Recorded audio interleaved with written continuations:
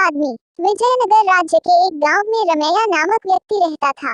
गांव के सभी लोग उसे मनहूस मानते थे। उनका मानना था कि यदि सुबह उठकर किसी ने सबसे पहले रमैया का चेहरा देख लिया तो उसे पूरे दिन भोजन नसीब नहीं होगा।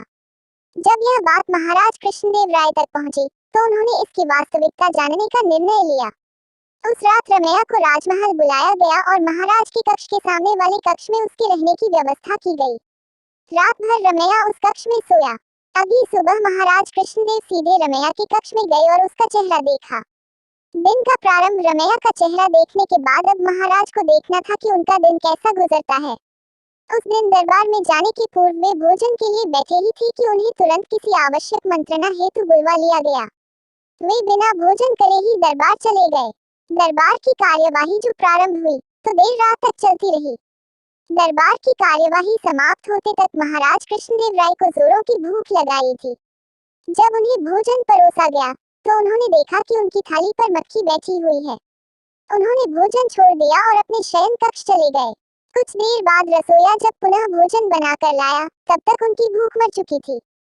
वे बिना खाए ही सो गए। अब महाराज को विश्वास हो गया कि रमैया मनहूस है।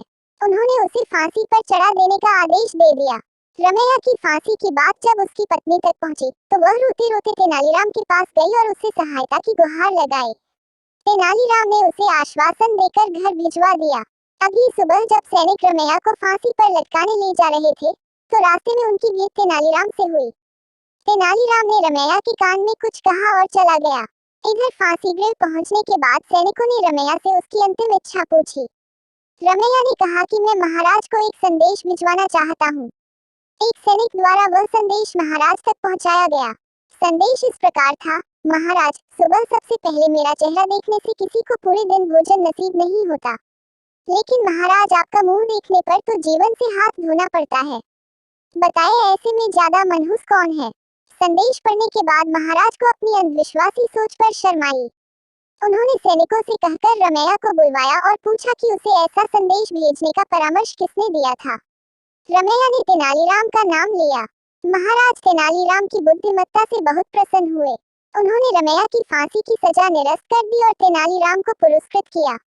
इस तरह तेनालीराम की वजह से रमैया के प्राण बच पाए। सीख: अंधविश्वास से दूर रहना चाहिए।